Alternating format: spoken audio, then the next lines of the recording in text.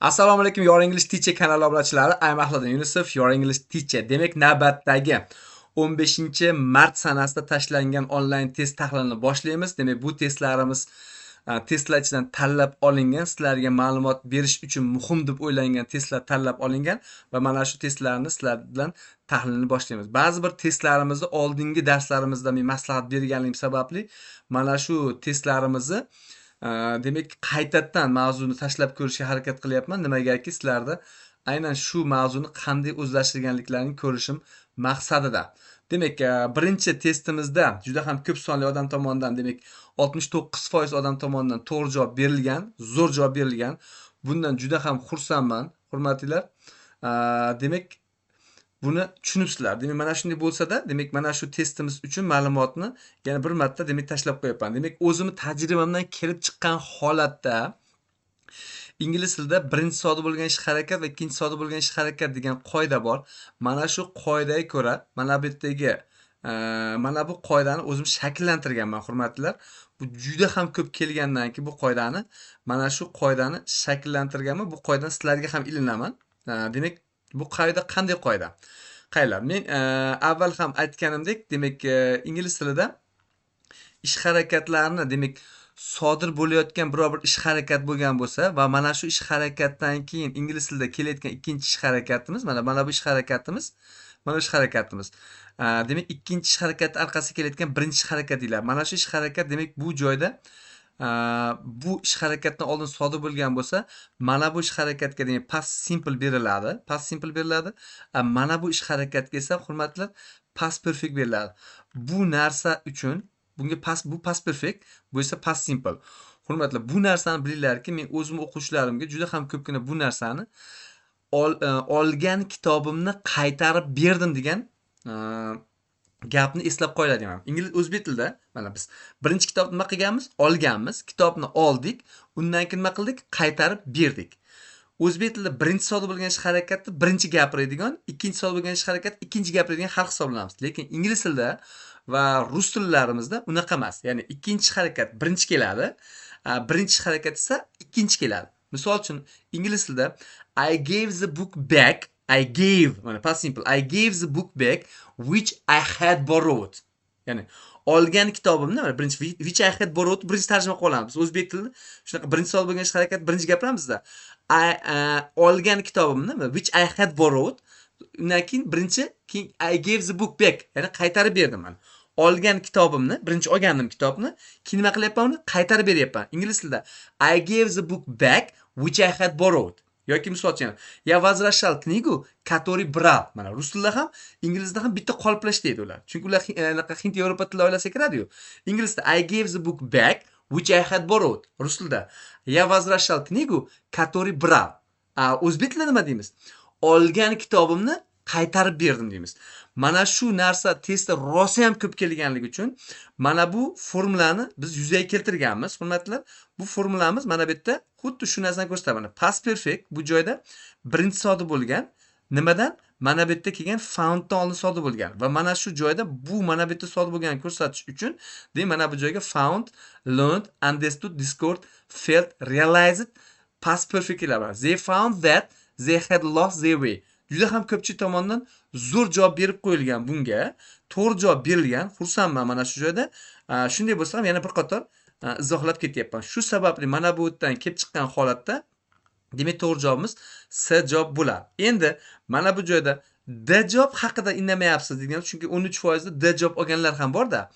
Va bizda passiv voice bo'yicha bir ikkita testlar berganim uchun hozirdan sizlarga tayyorlab ketaman. Qaranglar. Berilgan nuqtalardan so'ng, berilgan nuqtamizga verb qo'yiladi. Mana shu yerda verb qo'yilganmiz. Berilgan nuqtalardan so'ng kelayotgan ot yoki olmosh bu gapni to'ldiruvchisi, ya'ni ingliz tilidagi object hisoblanadi. Ya'ni bu gap nimasi? Object hisoblanadi. Mana bu yerda kelayotgan mana bu object endi qoidadan qaylar. Agar berilgan nuqtalardan so'ng object o'z joyida turgan bo'lsa, gap passiv voice'da bo'lmaydi. Ammo ikkita to'ldirish talab qiluvchi fe'llarni unutmang degan narsa bor. Shunga ko'ra, endi mana bu yerda C fe'li ikkita to'ldirish talab qiluvchi fe'llar qatorida emas. Agar siz ikkita to'ldirish talab qiluvchi fe'llar nima ekanini bilmasangiz, albatta buni yozib qo'ying. Men esimdan chiqmasdan keyingi kunlarda beraman sizlarga. Shu sababli mana bu yerda C javob bo'lyapti. Okay? Next. Mana hozir aytib o'tganimdek, demak mashhur nisbatga bugun darslarimda asosiy e'tiborimni qaratdim va mana shunday e'tiborimni qaratgan holatda demak quyidagicha ajoyib qoidalar ham berib o'taman. Ya'ni bu joyda mana bunday deganman. Agar gapni subjekti jonsiz ega bo'lsa va javoblar qatorida majhul nisbat aralashgan bo'lsa, gapni majhul nisbatda bo'lish imkoniyatini o'rganib chiqing. Mana shu gapni kim eslab qolsa, iltimos shuni yozib qo'yinglar. Demak, qaytaraman. Agar gapni egasi jonsiz ega bo'lsa, chunki majhul nisbatni ko'radigan bo'lsak, 90% holatlarda jonsiz ega bilan yasaladi-da. 90% holatlar, lekin 10% jonli ega bilan yasalishi mumkinligi ham esdan chiqarmasga, buni pastda hozir ko'ramiz. Demak, agar javoblar qatorida jonsiz ega bo'lsa, javob majhul nisbat bo'ladi demayapman. E'tibor bering shunga. Javob majhul nisbat bo'ladi demayapman. Gap majhul nisbatda chiqish ehtimolligiga e'tibor qaratinglar deyapman. Tushunasizlarmi?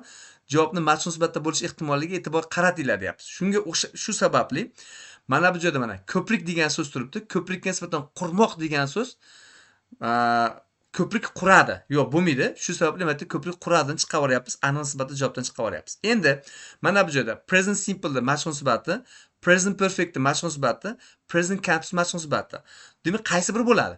Doimiy quriladimi? Bu постоянный doimiy takrorlanuvchi harakat qurib bo'lindimi yoki qurilyaptimi? Endi kontekstga qarayapsiz. Aytayaptiki, u yanagil tugatiladi. Yanagil tugatiladigan bo'lsa, demak bu yerda hozir u qurilyapti degan ma'noni ko'rishimiz mumkin bo'ladi. To'g'ri javobda present continuous'ni majhul nisbatini sizlar javob topib ketamiz. Okay? Next. Uchinchi testimiz, demak, uchinchi testimiz ko'pchilik tomonidan muammolik, demak, nimaga bunday degan narsa bilan ancha muammo tug'dirdi. Chunki 47% odamimiz would javobini olgan. Chunki xo'pdan keyin will shall ishlatadigan birikma ekanligini bilamiz. Endi mana shu joyda juda ham ko'pchilik tomonidan e'tibor berilmasdan qolib ketgan bitta qoida bor, hurmatlilar, qaranglar. Gap tanishtiruvchi fe'llar bor.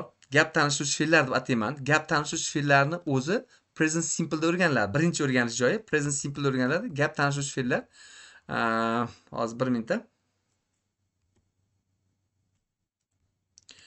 Gap tanishtiruvchi fe'llarimiz present simple da o'rganiladi. Mana bu joyda present simple da o'rganiladi.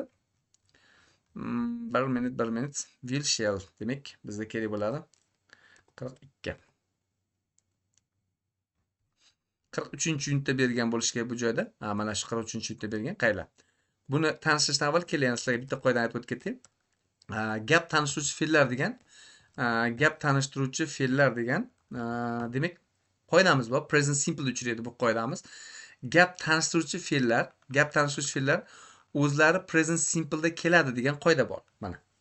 Gap tanishtiruvchi fe'llar degan, gap tanishtiruvchi qurilmalar degan raqamimizda bergan ekanmiz. Mana bu yerda mana qayli. Gap tanishtiruvchi qurilmalar, mana uni tashlab qo'yingizlarga birinchi.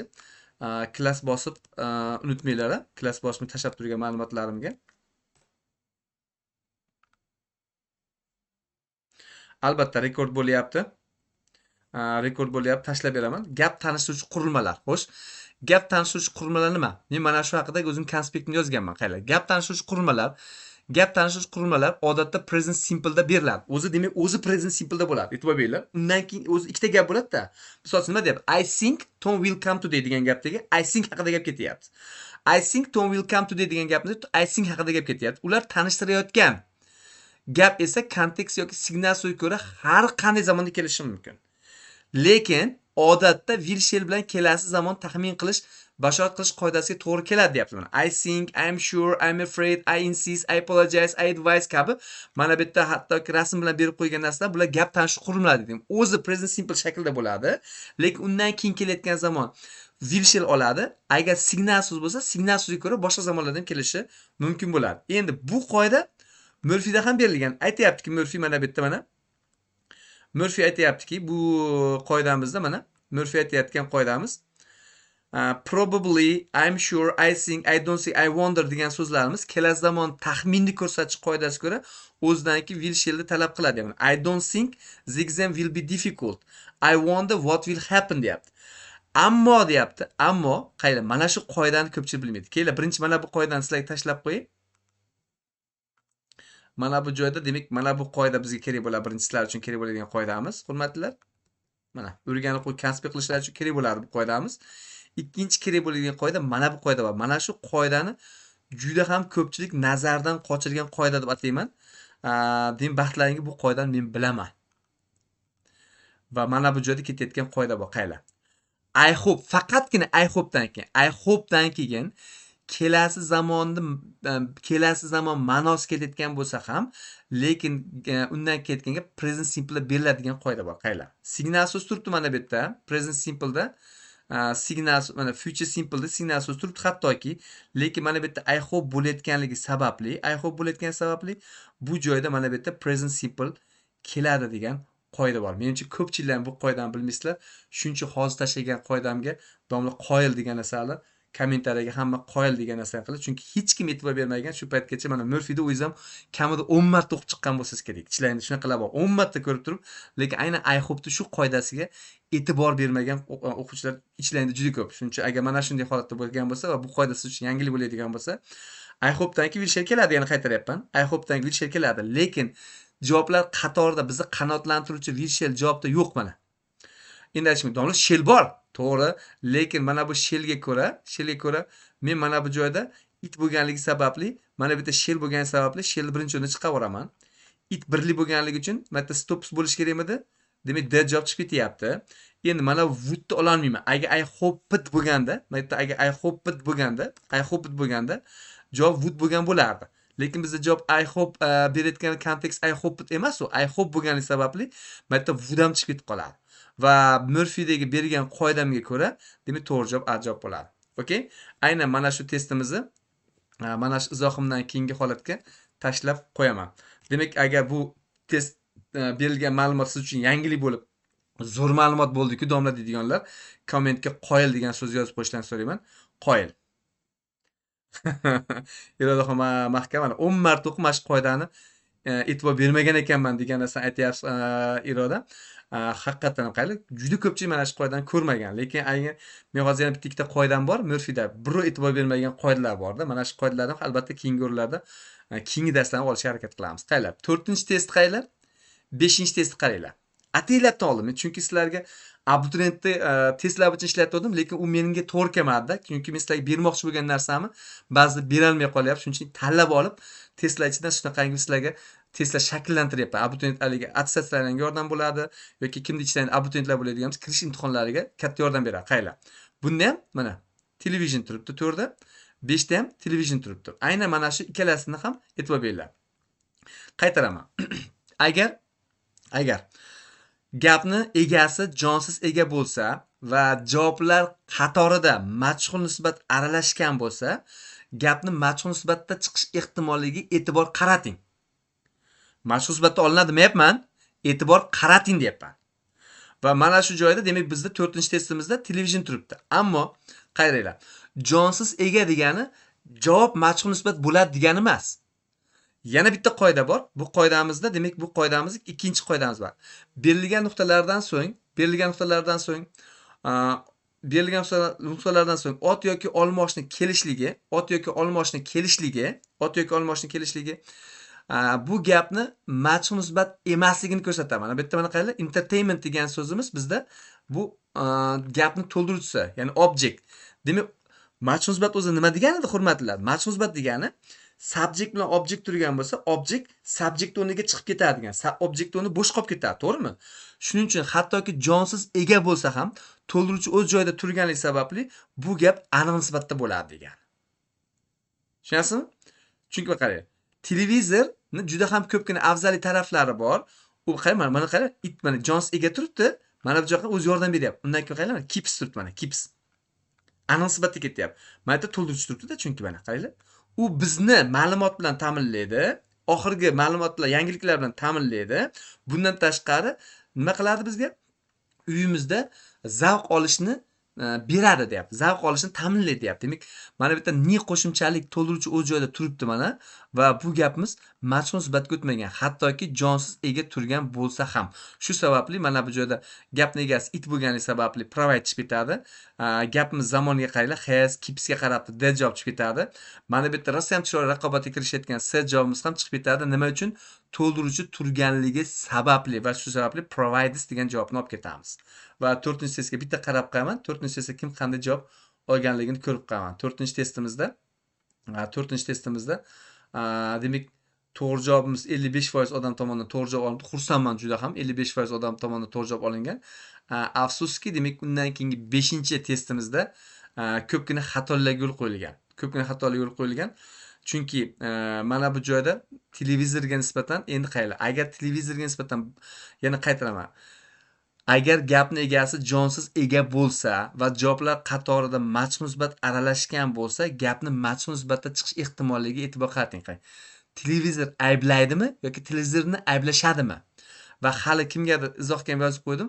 Ingliz tiliga majmusbat, ya'ni passive voice ni o'zbek tiliga demak o'zbek tiliga odatda n yoki bo'lmasam in degan qo'shimchalar bilan yoki bo'lmasam il qo'shimchalari bilan tarjima qilishga o'rganib qolgansizlar. Lekin men sizlarga tavsiya qilamanki, majmusbatni sh bilan yoki bo'lmasam ish bilan ham tarjima qilinglar. Shunda rosa zo'r tarjimalar o'zbek tilida chiqadi. Ya'ni bu birgalik nisbat, ya'ni tilzirni demak violent behaviorni, demak ba'zi yosh odamlarni demakki xulq atvoriga demak yomon ta'sir qilayotganida ayblashadi. Ya'ni agar mabodo a olib qo'ysak, tilzirni ayblaydi bo'lib qolyapti. Tilzir ayblaydi kimni? Bizni ayblaydi bo'lib qolyapti. Tilzir bizni ayblamaydi-yu. Biz tilzirni ayblaymiz. Ya'ni tilzirni ayblashadi. Shuning uchun is blamed holatda s javob bo'ladi, hurmatlilar. To'g'ri javob s javob bo'lyapti. Okay?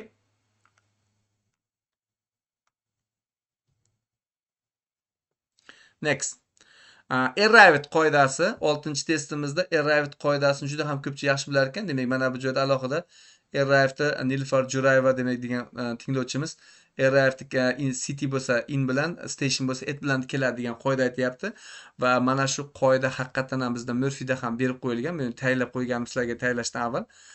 Mana bu joyda arrive qoidasini demak keladi ekan, tayyorlab qo'yganim qaylar. Aytayaptiki, Murphy kitobida demak bu joyini albatta sizlarga tashlab qo'yaman. Mana bu joyda arrive qoidasini mana bunday beryapti.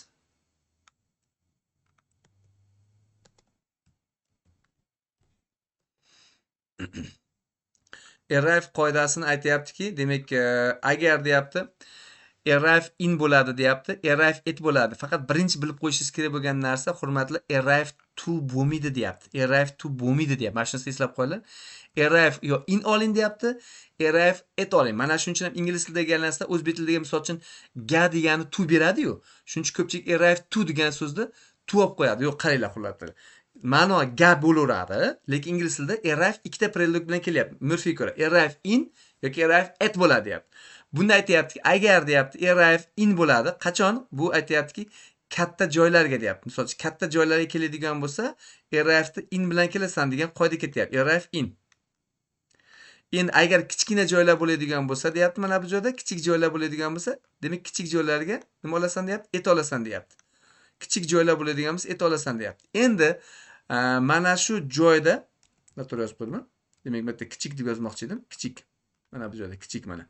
Kichik joylar bo'ladigan bo'lsa, et bo'ladi deyapti. Mana misol uchun aytayaptiki, agar shaharga yoki misol uchun mana davlatga boradigan bo'lsan deyapti, in Madrid, in Spain bo'ladi. Agar deyapti misol uchun binoga borsang deyapti yoki birorta voqea hodisa sodir bo'ladigan joyga boradigan bo'lsang, et bo'ladi deyapti. Shuning uchun mana mehmonxona, aeroport, bazmlarga et bilan keladi deyapti. Endi mana shu qoidani ham men birozgina kengaytirib, shakllantirib qo'yganman. Xo'sh, qanday? Qaranglar. E'tibor beringlar. E'tibor beringlar, qanday ketadi?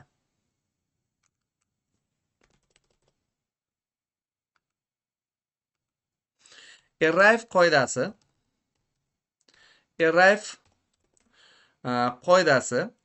dan keyin kelayotgan mana bu yerda qanaqadir place bo'ladiganmi yoki bo'lmasa arrive'dan keyin misol uchun time ham kelishi mumkin yoki bo'lmasam transport ham kelishi mumkin. Tushunasizmi? Transport ham kelishi mumkin bo'ladi. Transport yoki misol mana shunga o'xshagan narsalar keladi. Time, transport yoki misol uchun hozir o'zi yuqorida aytgandek event, birorta voqea, hodisa degan narsa bo'lishi mumkin. Mana shular keladi. Qayerda? Juda ham oddiy. Mana shunda buni misol uchun juda ko'p yozib bera oladigan narsamiz. Agar iloji bo'lsa, men darsimni tugatgandan keyin mana shu videoni to'xtatib, o'zingiz konspekt qilayotgan odam bo'lsangiz, mana shu narsani demak o'zingizga konspekt qilib oling. Men sizlarga zo'r qoida o'rgataman. Endi arrived'ni Murphy'da in bilan yoki it bilan kelishini o'rgatgan xolasa, men arrived'ni sizlarga boshqa preludelarni kelishini o'rgataman. Arrived'dan keyin sizlarga prelude qo'yishni so'rayotgan bo'lsa, shunda arrived'ni shunday olib tashlaysizlar. Arrived'ni olib tashlaysizlar. O'zidan keyin kelayotgan joy yoki vaqt yoki transport yoki voqea hodisa degan ma'noda qaysi prelude oladigan bo'lsa, o'sha prelude qo'yib ketaverasiz. Tushunasizmi? Arrive degan so'zimiz mana. Arrive degan so'zimiz ketyapti mana. Arrive, soch mana. Nuqta qo'yilgan. Misol uchun Tashkent degan so'zni bizdan so'rab kelyapti. Tashkentga nima qo'yamiz deydigan bo'lsa, arrive ga qaramang. Arrive bo'lmaganda ham Tashkent so'zi qaysi prelude oladi? Ha, misol uchun bitta. Tashkent so'zi bizda degan ma'noda in Tashkent degan ma'noni oladi. In Tashkent. Demak, mana bu yerda nuqtaga nima qo'yamiz ekan? Mana bu joyda nuqtamizga in prelude qo'yamiz. Tayyorlar, misol uchun mana. Arrive degan so'zdan keyin qo'yilyapti. Mana bu joyda taksi degan so'z turibdi mana. Xo'sh, mana bu joyda nima bo'lardi? Agar taksi degan so'zimiz nima olardi? By olardi-da. So'z bizda o'rgangan qoidamizga ko'ra by taksi bo'ladi. Demak, mana bu joyda qo'yadigan joyimizga arrive by taksi bo'ladi. Faqat in yoki it bilan emas. Qayta tushunasizmi? Yoki misol arrive degan so'z kelyapti. Undan qo'yilgan nuqtamizga Monday degan so'z turibdi. Monday. Dushanba kunida degan so'zimiz qaysi prelude olardi? Ha? On Monday'da oladi. Demak, bu joyga nima ishlatamiz? Arrive on Monday bo'ladi. Tushunasizmi? Yoki bo'lmasa, misol uchun aytayapsizki, arrive degan so'z shunaqa bitta kontekst sal qoldi. Misol uchun bizda yana Monday degan so'z keldida, misol uchun bitta Monday degan so'z kelib qoldida. Hali in yoki it bilan kelar ekan xolos deb o'ylamang-da. Misol uchun aytayapsizki, bizda gacha degan ma'no kerak bo'lib qoldida. Gacha degan ma'no kelib qolganda, bizda by Monday olinadi. Demak, bu joyga nima olinadi ekan? Arrive by Monday bo'ladi.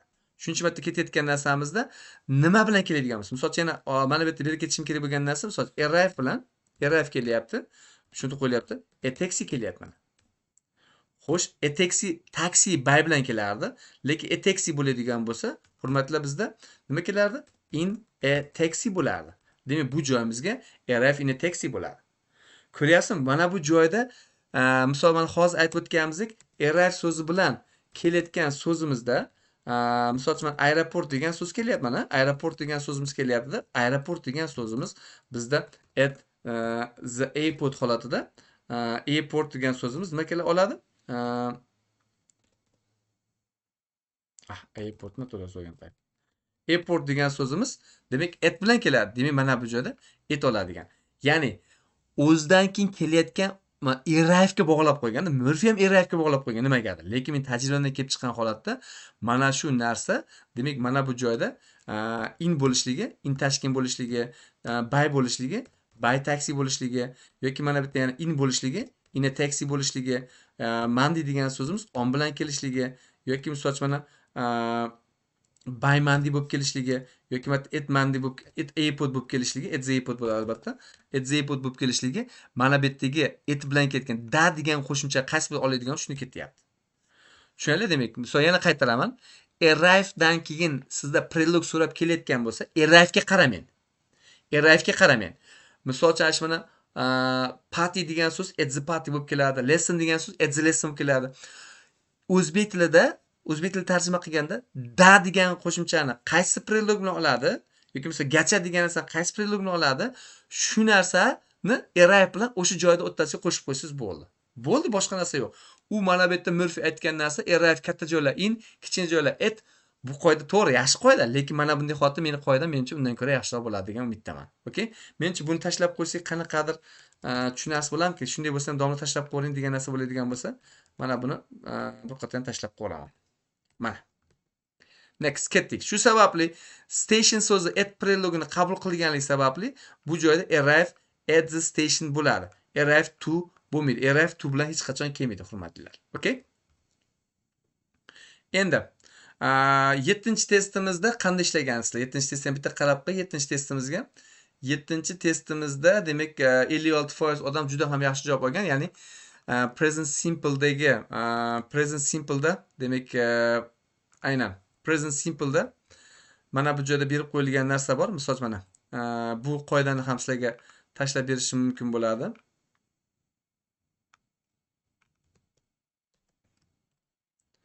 Mana zo'r qoida yozganman, hurmatlilar. Qaylar.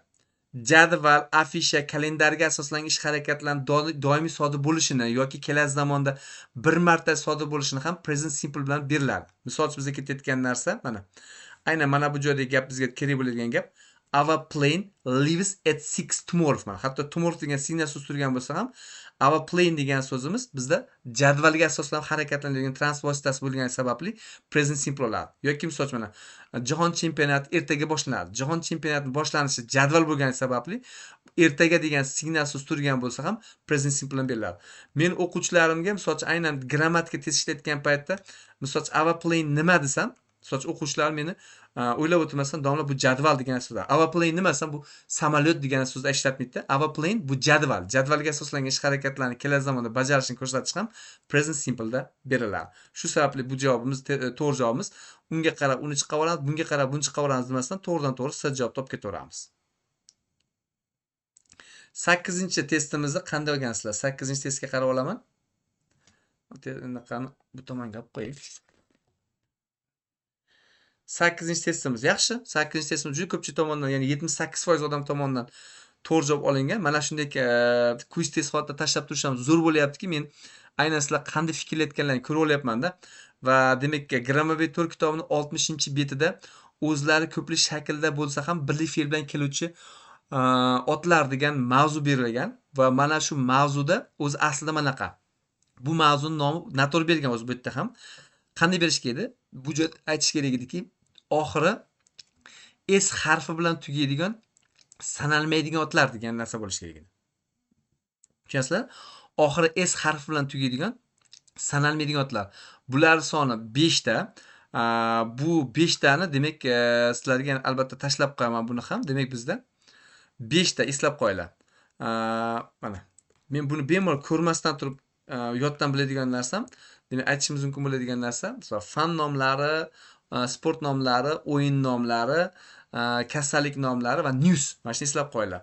Bular demak birlik fe'l bilan moslashadi. O'zi ko'rinishdan shaklan ko'plik, lekin ma'nosi birlikni ko'rsatadi. Tushundingmi? Shu sababli bu economics mana fan nomlari hozirda olayotgan testimizda ham mathematics bu fan nom bo'lganligi uchun bizda nima? Is javobini olayotganini ko'rishimiz mumkin bo'ladi. Okay? 9. 9-testimiz ham xuddi shu holatda, demak 9-testimiz ham demak 36% odamdan demak B javob olgan, lekin 36% odamimizdan tashqari demak bizda 33% odam demak C javob olgan, va demak 30% odamimiz A javob olyapti. Demak bizda e'tibor beringlar. Bu yerda nimaga adashgan? Adashgan joyi bu yerda test ishlayotgan o'quvchilarimizni is going to be ni ko'ra olmagan o'quvchilarimiz is going to be bu bizda hurmatlar bu kelasi zamon. Ya'ni bu joyda ko'rsatib qo'yishimiz kerak bo'lgan narsa bu hurmatlar future, kelasi zamonda bo'ladi degani bu. To'g'rimi?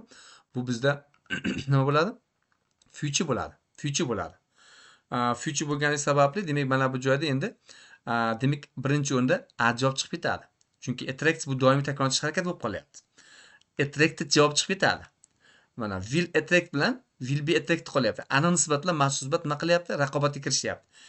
Gapni egasi jonsiz ega bo'lgani sababli gapni maxsus nisbatda chiqish ehtimoliga e'tibor qaratib qo'yamiz. Mana shu joyda 9-test kim S javob olgan bo'lsa, agar gapni egasi jonsiz ega bo'lsa, men faqat passiv olaman desa, unaqa men hurmatli, gapni egasi jonsiz ega bo'lsa ham gap ana nisbatda chiqishi mumkin. Qaysi holatlarda? Agar berilgan nuqtalardan keyin to'ldiruvchi o'z joyida turgan bo'lsa, gap ana nisbatda chiqadi degan qoida bor hurmatli mana. Mana shu qoidani kim eslab qolayotgan bo'lsa, iltimos shunday kommentga yozib qo'yinglar. Agar berilgan nuqtalardan so'ng to'ldiruvchi o'z joyida turgan bo'lsa, gap ana nisbatda chiqadi. Majhul nisbatda chiqmaydi, hurmatlar. Chunki to'ldiruvchi o'z joyida turgan bo'lsa, gap majhulga aylanmagan hisoblanadi. Shu sababli javobimiz bizda B javob bo'ladi. Tushundingmi?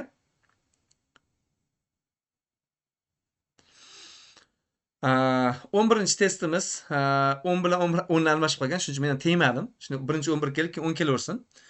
To'g'ri javob berganmiz. Demak bizda gapdagi the ring. Shu sabab birinchi o'rinda s javob chiqib ketadi, d javob chiqib ketadi. Demak, bu joyda demak mana shu bizga raqobatga kirish mumkin bo'lgan javoblar chiqib ketib qolyapti. Chunki bizda gapdagi the ring. Mana you found degan so'zimiz found bo'lgani sababli endi javoblar qatori o'tgan zaman madad fe'li ham yo'q ekan, Xudoga shukr. You found bu sen topib olgan bo'lib, bu nisbiy olmoshni ichi. Shu sababli buni zamoniga e'tibor qaratmanglar. Buni zamoniga e'tibor qaratmasdan mana bu joyda demak ziringni to'g'ridan-to'g'ri mana bu nuqta bilan ishlashimiz kerak bo'ladi. Va mana bu joyda haligi topib olgan, sen topib olgan uzuk demak qaytarilishi shart. O yo'qotib qo'ygan qari ayolga degan so'zimizda qaytarilishi shart bo'lib bir javob bo'ladi. Qaytara olasan bo'lmaydi-yu, to'g'rimi? Shu sababli bizda a javob chiqib ketyapti, bir javob bo'lyapti. 10-testimiz, ana endi 10-chi kelyapti. Yaxshi, bu qoidani bilar ekanmiz. Bitta o'quvchimiz bu joyda kim edi? Nilufar Jo'rayeva deb, ancha grammatikasi yaxshi unaqadan ekan, o'quvchilarimizdan ekan. Demak, mana shu tinglovchimiz haqiqatan to'g'ri ma'lumot aytyapti. Bu ma'lumot nima edi? Bu ma'lumotimiz quyidagicha edi. Demak, bu ma'lumot play the musiqa asboblari degan ajoyib qoida bor. Musiqa asboblari faqatgina demak gitara emas. Misol uchun piano bo'ladimi, lekin playdan keyin demak mana bu joyda demak sport o'yinlari bo'ladigan bo'lsa, sport o'yinlari biz ustozim shunday o'rgatgan. Misol uchun bitta ketayotgan narsada playdan keyin demak the artikel bo'ladi. Sport o'yinlari bo'ladigan bo'lsa, mana bunda belgi qo'yib qo'yaman. Hurmatli, artikel ishlatilmaydigan belgini mana shu belgi bilan ko'rsatiladi. Play bo'lsa sport o'yinlari, musiqa asboblari bo'ladigan bo'lsa, demak the artikel olinadi. Sport o'yinlari bo'ladigan bo'lsa, artikel olinmaydi. Artikel olinmaydi. Tushundingmi? Musiqa asboblari demak the bilan, sport o'yinlari demak artikelsiz ketyapti. Hurmatlilar, demak mana bu joyda demak buni rasmga olib tashlab qo'yishim kerak bo'lar ekan. Shu sabab Guta bizda sport o'yin bo'lgani uchun to'g'ri javobimiz mana bu yerga men Guta demak mana bunday qilib chizib qo'yamiz. Va bundan keyin mana bu joyda sport o'yinlariga the artikel bo'lganini ko'rsatamizda va buni mana bunday qilib sizlarga rasmga olib tashlab qo'yaman.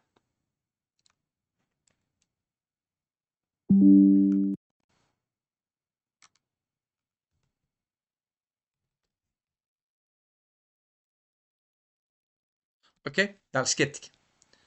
Keyingisi 12-testimizda ham e'tirozlar bo'lgan.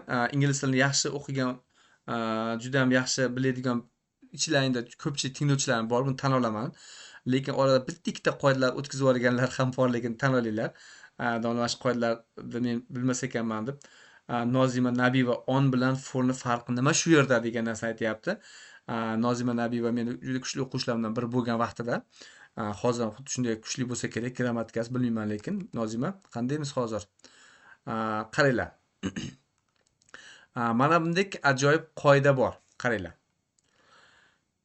Qoidamiz aytayaptiki, go bilan keladigan yoki to be bilan yoki go bilan keladigan holiday bo'lsa, vacation bo'lsa, mana shunga e'tibor beringlar.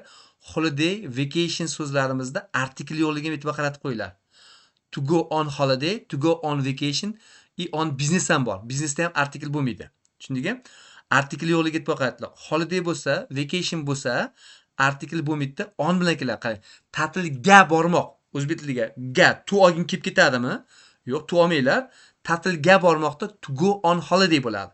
Tushunasizmi? Ta'tilga bormoq. Lekin trip bo'lsa, tour bo'lsa, cruise bo'lsa, excursion bo'lsa, expedition bo'lsa, ularga noaniq artikel qo'yiladi va ular ham on bilan keladi. Mana on businessda artikel yo'q. On strike mana namoyishga chiqmoq, misol uchun bitta parhez ni boshlamoq degan so'z bilan to be on a diet, to go on a diet hot ishlatiladi.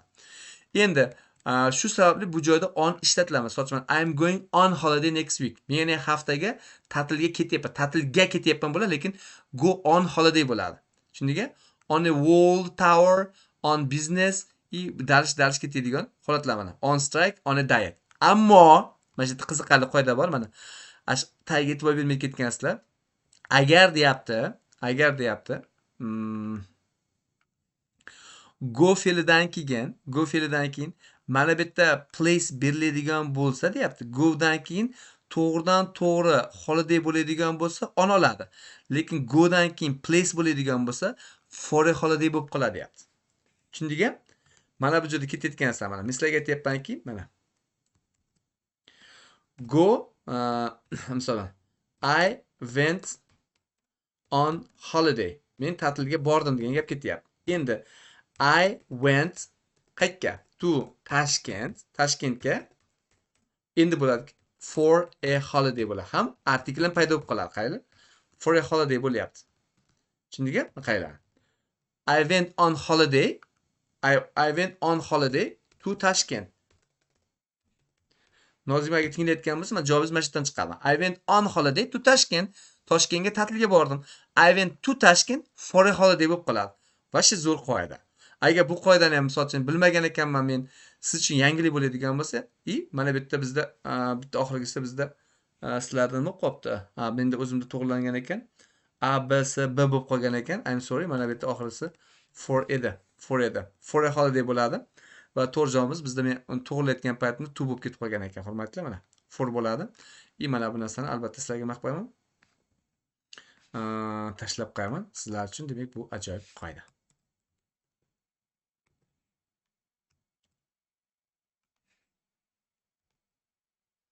Next, ketdik, davom etyapmiz. 13-testimiz.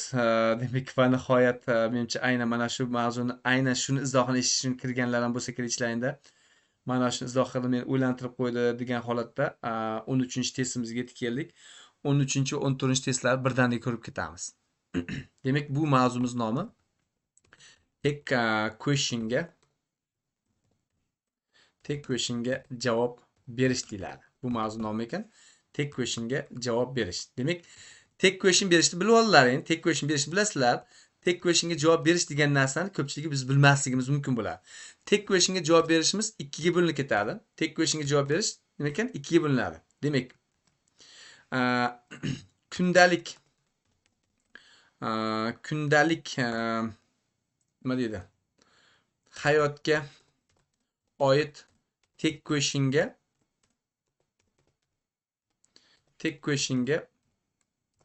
javob berish deyiladi birinchisi. Kundalik hayotga oid bo'lgan tek questionga javob berish.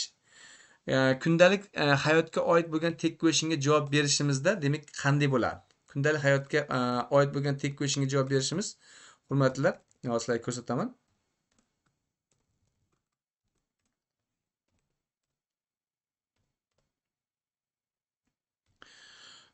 Kundalik hayotga oid bo'lgan testga javob berishimizda mana bunday bo'ladi. Qaylar? Kundalik hayotga oid bo'lgan tek questionga javob berishda mana bu yerda kelayotgan javob, demak, mana bu gap bilan moslashadi. Agar mana bu joy bizda plus bo'ladigan bo'lsa, tek question ham bizda plus bo'ladi. Agar mana bu yerda kelayotgan ma'lumot minus bo'ladigan bo'lsa, tek question ham minus bo'ladi. Mana. Kundalik hayotga oid tek questionga javob berishda, demak javob asosiy gap bilan, ya'ni mana bu yerda kelayotgan tek question bilan emas, bu tek questionga e'tibor ham qaratmang. Mana bu yerda gap bilan moslashadi. Misol uchun aytayaptiki bizda, misol uchun shunaqa gap ketyapti. It is raining in the street. It is raining hard deylik. Qattiq yomg'ir yog'yapti desak, bundan chiqadi isn't it bo'ladi. Isn't it bo'ladi. Shundaymi degan savol ketyapti. Endi mana it is raining da mana bu bizda plusmi? Demak javob qaylar? Javob qaylar qanday bo'ladi? Yes. Yes it is bo'ladi. Tushundingizmi? Asosiy ma'lumotlar ketyapti. Endi qaylar? He is not so he isn't a teacher. U o'qituvchi emas degan gap ketyapti. Bu ham kundalik hayotga oid bo'lgan fakt emas-da bu. Va bundan tek question chiqadi. Is he bo'ladi. Va mana bu yerda ketayotgan javobimiz qanday bo'ladi? Demak, no. He isn't bo'ladi.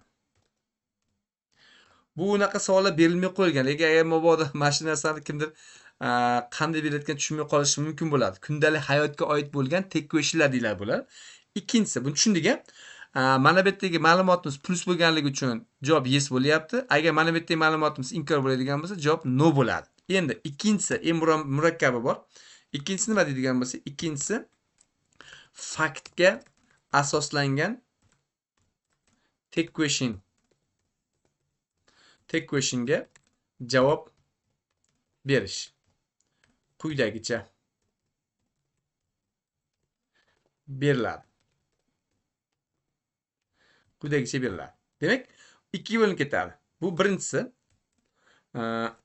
Agar asosiy gap demak bo'lishli bo'lsa, agar asosiy gapimiz bo'lishli bo'lsa, yes yes yoki no javoblari o'z ma'nosida. Mana shu nimaga o'z ma'nosida deyapsiz? O'z ma'nosida degan narsa sizga kerak bo'ladi, hozir keyin ko'riladi. Qaylar? Misolcha aytyapsizki, the moon goes round the sun. Round the sun. Demak, agar asosiy gap bo'lishli bo'ladigan bo'lsa, demak bizga ketyapti. The moon va bundan chiqadi doesn't it chiqadi. Doesn't it chiqadi. Tushundingmi? Doesn't it chiqadi. Doesn't it chiqadi. Demak, asosiy gap nima turibdi? Bo'lishi turibdi.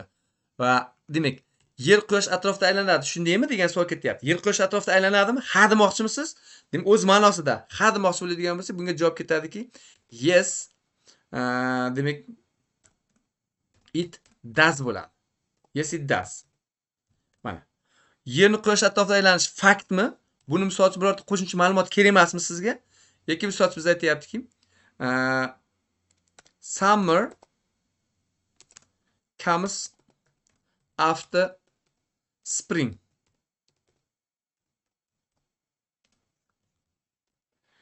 Summer comes after spring.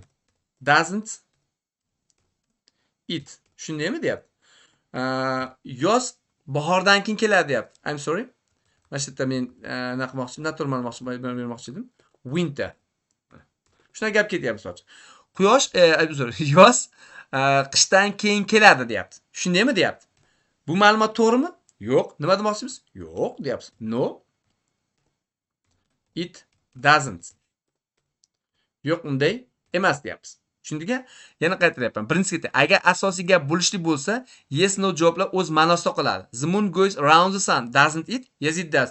Summer comes after winter, doesn't it? No it doesn't. Endi ikkinchisi, qaylar? Ikkinchisi eng muammoli joy. Juda kamchilik mana shu yerda o'rgangan ma'lumotlarni berib ketaman. Qaylar? Agar asosiy gap inkorda bo'lsa, qaranglar, inkorda bo'lsa,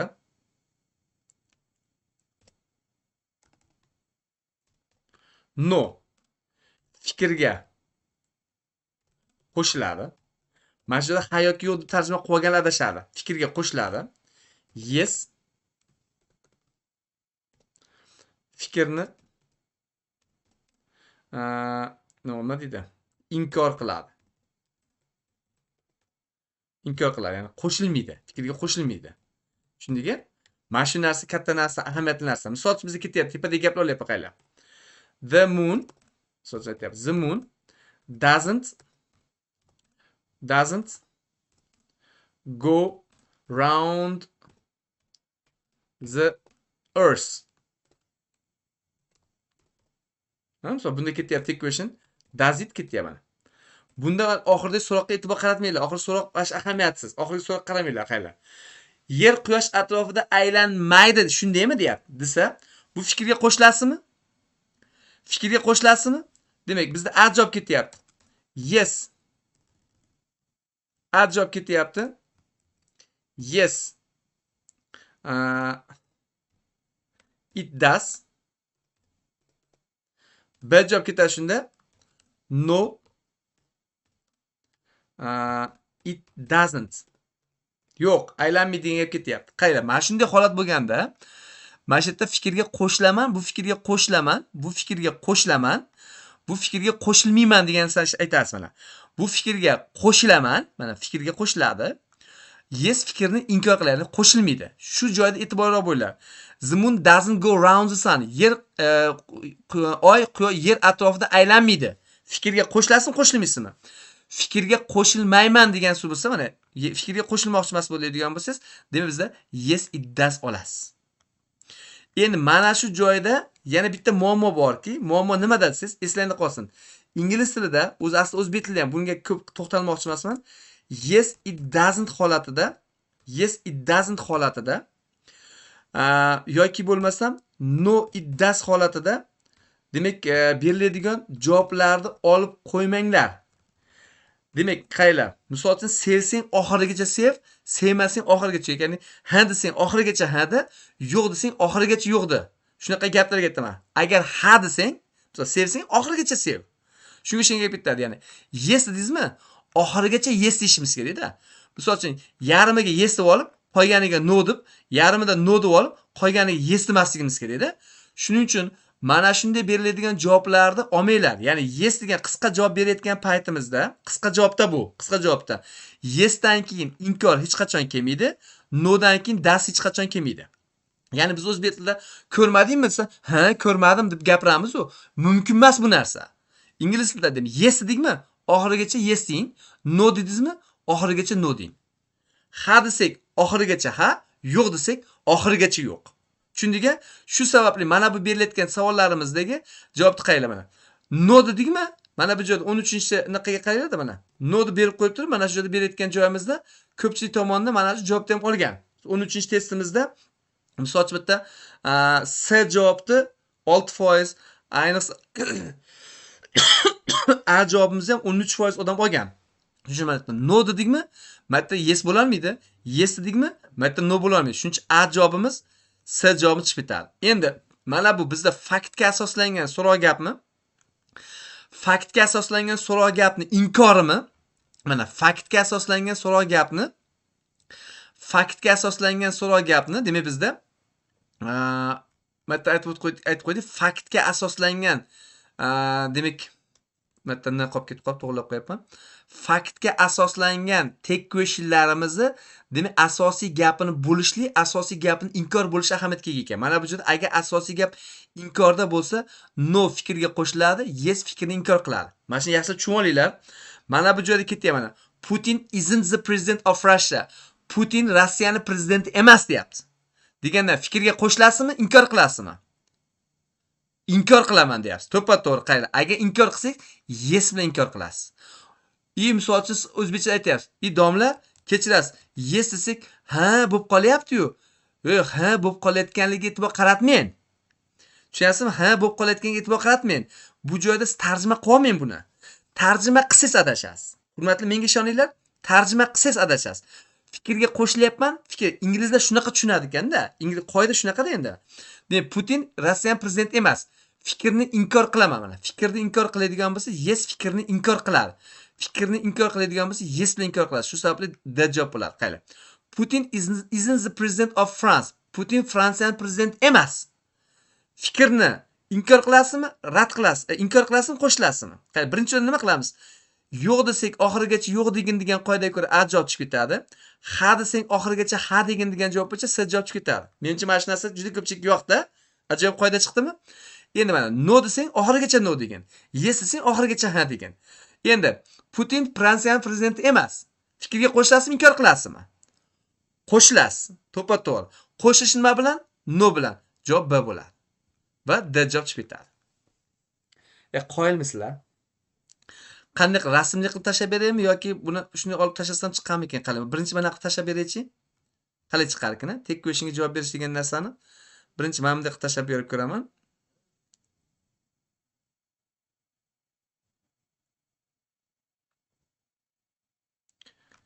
Mana bunday qilib tashab ko'raman, hurmatlilar.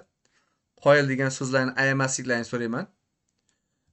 Endi agar meni mana bunaqa chizganlaringiz bilan kerak domla menga deydiganlar uchun chizganlarimiz bilan kerak bo'ladigan bo'lsa, uni hurmatlar endi siz sabr qilib turasizlar. Buni mana bunday qilib qirqib tashab beraman.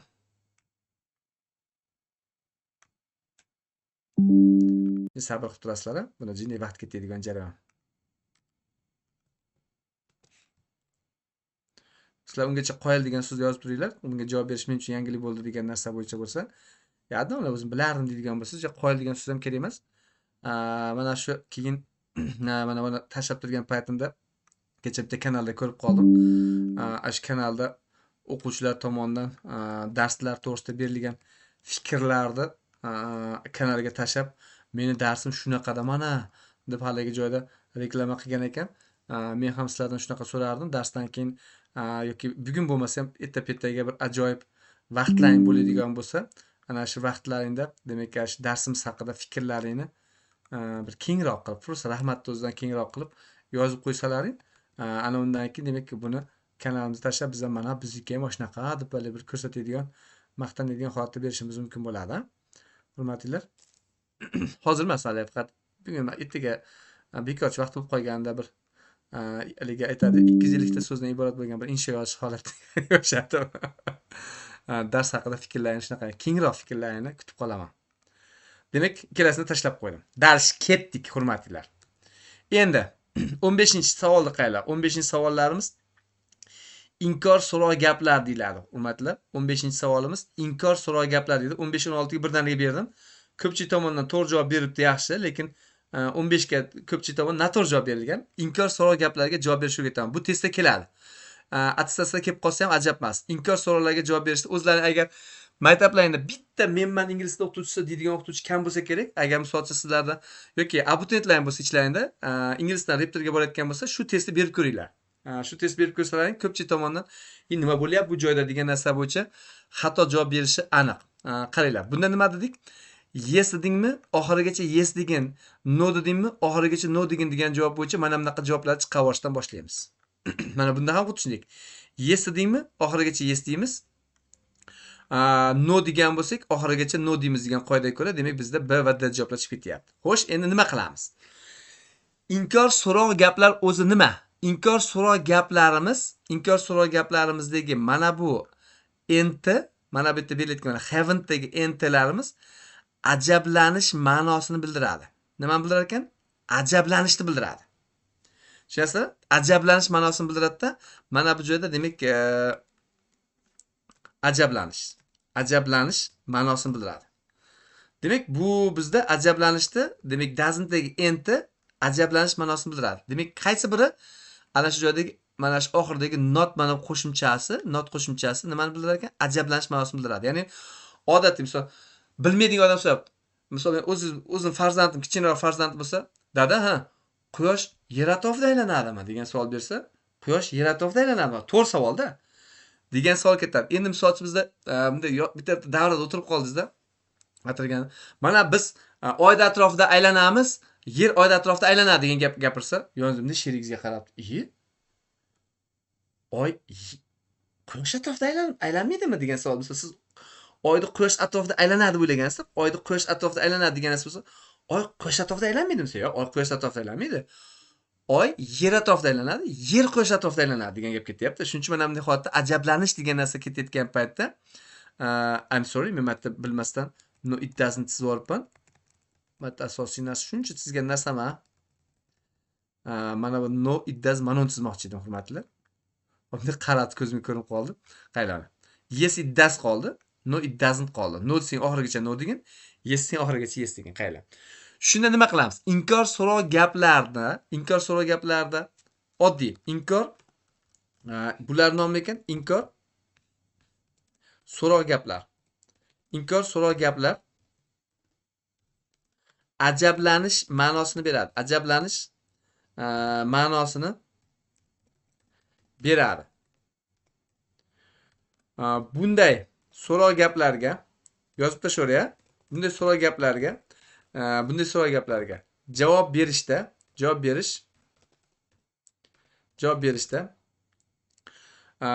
demak javob berishda bunday emas, inkor so'roq gaplarni deyveraylik. Misol uchun inkor so'roq gaplarni javob berishda inkor so'roq gaplarni odatiy so'roq gapga aylantiramiz va javob beramiz. Juda oson, hurmatli qaylar. Odatiy so'roq javobga aylantiramiz, so'roq gapga aylantiramiz va javob beramiz. Bo'ldi. Nima deyapsiz qaylar? Doesn't the moon go round the sun degan gapimizdagi mana bu yerdagi ajablanish degan joyini olib tashlaymiz. Odatiy so'roq gapga aylanadi. Does the moon go round the sun? Oy quyosh atrofida aylanadimi degan odatiy so'roq gapga aylanyapti. Yo'q, aylanmaydi degan gapni aytadigan bo'lsak, mana bu joyda nima qilamiz? No it doesn't bilan mana bu javobni olib ketaveramiz. I'm sorry. Mana bu javobni yo'q, aylanmaydi degan odatga ketadi. Uni yo'q desak fikrga qo'shilamiz, ha desak fikrni inkor qilamiz degan faqat tek questionga xolos u. Bu inkor savol gaplarga emas bu qoida. Qarang. Uni odatiy savol gapga aylantiryapmiz. Misol uchun bizda keling, mana bunday qilib beraylik-da. Bu narsani agar keyin bunaqadan tashlab qo'ysam, mana buni olamizda. Odatiy savol gapga nima qilaman? Odatiy savol gapga aylantiraman. Mana not toptashyapman. Keling, bunday ko'rsatayim buni. Mana bu narsani o'chirib tashlayapman. Odatiy savol gapga aylantiramiz va demak javob beramiz va to'g'ri javobimiz no it doesn't bo'lyapti. Aylanmaydi. Quyosh, quyosh atrofida aylanmaydi. Keyingisi mana. Sen unga Mayls haqida aytmaganmiding? desa, mana shu narsani nima qilamiz, hurmatlilar? Mana o'zingiz ham bilib oling. Nima qilamiz? Gapirib turinglar. Odatiy savol gapga aylantiramiz. Buni olamizda. Ana shu xayolingizda, ana haven'dagi notini o'chiringlar. Xayolingizda o'chiring. Mana buni notini o'chiryapmiz mana.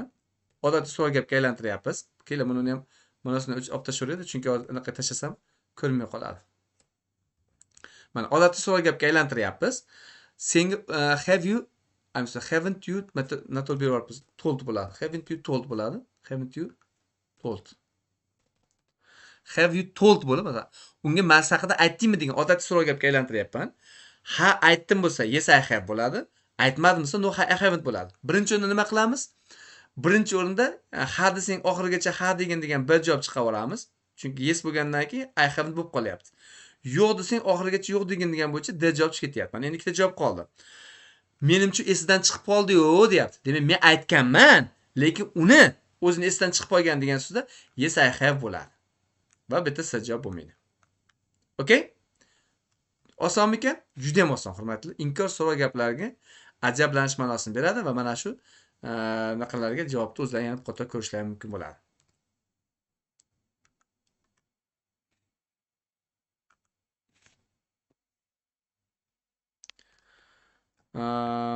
Keyingisi 17. 17 demak juda ham oson, hurmatlilar. Minusdagi s harfiga qaraymiz. Agar berilgan otda demak ko'plikni ko'rsatuvchi s harfi turgan bo'lsa, javoblar qatorida much bilan little javoblari va ularning shakllari javobdan chiqib ketadi. Few juda ham kam, deyarli yo'q degan, a few biroz bir qancha degan ma'noda ketadi. Demak bundan tashqari bilishlaring kerak bo'ladi. Mana bu joyda demak bizda bu salbiy ma'noni anglatadi. Salbiy ma'noni anglatadi. Juda ham kam degan ma'noda salbiy yoki bo'lmasa inkor debsam, inkor ma'noni anglatadi. Men hattoki buni o'quvchilarimizga adashmasliklarini zo'r yo'lini topib berganman. Nima yo'li desangiz, mana shu narsani hattoki no ga tenglashtirib olinglar deganman. No ga tenglashtirib olishimiz mumkin bo'ladi. If you demak bizda birinchi o'rinda demak ijobiy ma'no beradi. Ijobiy ma'no beradi. Demak ijobiy ma'no beradi va buni ham biz o'quvchilarimga aytganman, yes ga tenglashtirib olinglar deyapmiz. Ya'ni misol aytyapsiz, meni ozgina kutib turing degan gapda hali few bersak, vashi ozgina yo'q, bunaqa ma'no chiqmay qoladi. Biroz, ya'ni qanday yetarli. Mana bu yerda yana bitta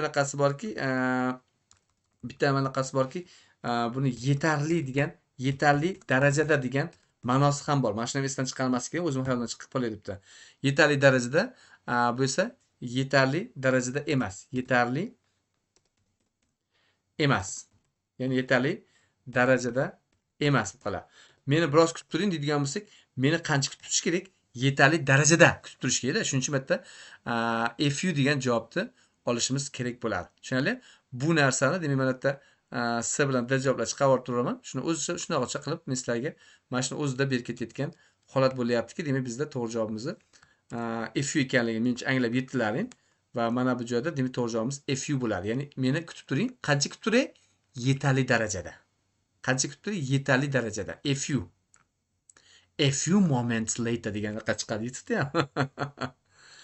Demak 18-19 birdaniga berdim. Kechagi mavzuni qotayani sizlardan ko'rmoqchi edim. O'zlashtirganliklaringni. Grammatur kitobimizni demak artikl mavzusini demak sifatlar mavzusini demak 48-betda sifatlar mavzusi 42-betda sifatlar mavzusi ketgan. 42-betda sifatlar mavzusi ketgan va sifatlar mavzusida sifatlar otlashganda z bilan keladi degan mana bu qoida ketgan. Kecha buni tashlab berganman. Yana tashlab beraveraman men. Qizg'anchiq emasman jonaqa. Qayla mana.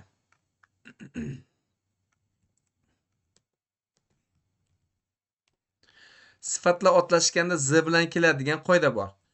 Lekin orqasida ot kelganda u sifatga emas, otga qarab artikl olamiz degan qoida bor. Shunga ko'ra mana bu yerda kambag'allarga yordam berishga degan joyda sifat otlashyapti. Bu joyda sifat demak nima qilyapti? Sifat otlashyapti. Sifat otlashganda z bilan degan qoidani ishlatyapman bu joyda. Bu joyda esa mana bu joyda people degan so'z kelganligi uchun va bu people degan so'z doimiy takrorlanuvchi harakat, ya'ni butun dunyodagi har qanday любой degan ma'noda kelayotgani uchun demak bu joyda artikl ishlatiladi. Shuning uchun mana bu joyda kelayotgan demak sifat otlashganda degan qoidaga ko'ra demak b javob bo'lyapti. Bu joyda esa mana bu bizda sifat bo'ladi. Mana bu joyda demak biz otni people ga qaraymiz. Agar people butun dunyodagi har qanday любой degan ma'noda keladigan bo'lsa artikl olmaydi degan qoida bor. Shunga ko'ra demak bizda a javob bo'lib ketadi. Okay? Va oxirgi qoidamiz ask fe'l bilan ketadigan qoida. Bu qoidamiz ham ko'pchilik uchun yangilik bo'lishi mumkin bo'ladi. Mana bu joyda buni ham menimcha tashlab ketgan bo'lishlari mumkin bo'ladi. Qayla ask fe'lidan keyin agar mabodo biron narsani ask for deydigan bo'lsak, shunaqangi ajoyib qoida bor, hurmatlar.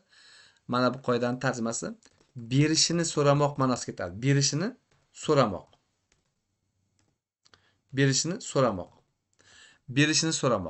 Mana shu joyda berishini so'ramoq degani bering menga deydigimiz mana shu narsani ko'rishimiz mumkin bo'ladi. Agar biron narsani so'radi bo'lsa, aslidan keyin for prelude kelmaydi. Misol chiqaylik mana. Menga ko'proq ma'lumot berishlari uchun ularga email jo'natdim. Endi qara, u yo'lni so'radi deyapti. Endi bu yerda for ishlatilmayapti. Agar mabodo u mendan stansiyaga yo'l so'radi. Agar for qo'yib qo'ysa nima qiladi? Stansiyaga ketadigan yo'lni menga bering deb unaqa yo'l berishni so'rar bo'lmaydi-yu. Shu holat bo'lib qoladi. Demak, matda men eng zo'r beradigan narsam bugun joyiga zo'r beradigan izohim qaylar. At the beginning of the lesson, the teacher mana shuni eslab qo'y, zo'r anaqa qilganman, o'ylab topganman mana shuni. Ask it a few questions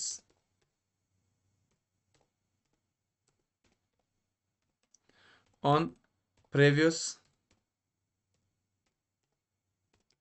lessons. Qarang. Darsning boshlanishida o'qituvchi demak nima qildi?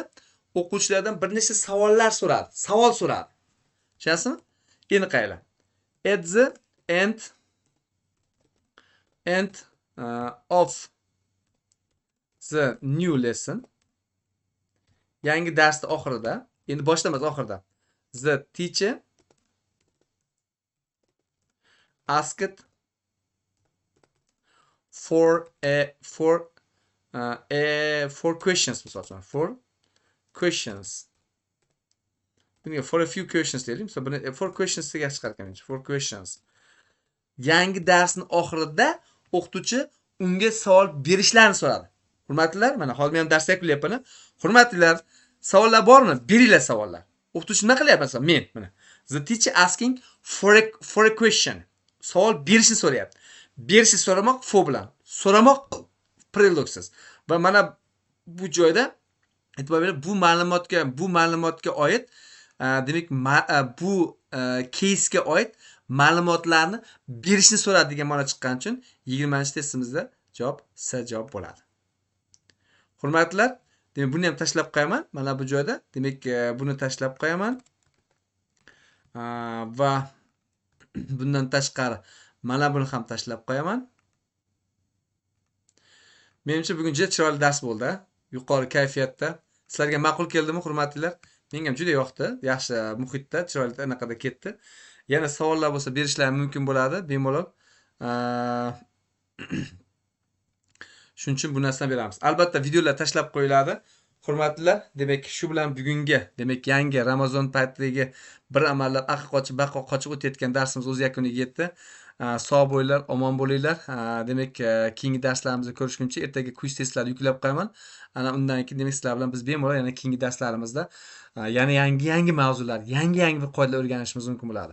I'm Ahliddin Yunusov, your English teacher. Sog' bo'linglar, omon bo'linglar. YouTube'da demak ko'rayotganlar bo'lsa, klass bosib, share qilib, knopkachalar bosib qarash, eslangdan chiqarmanglar.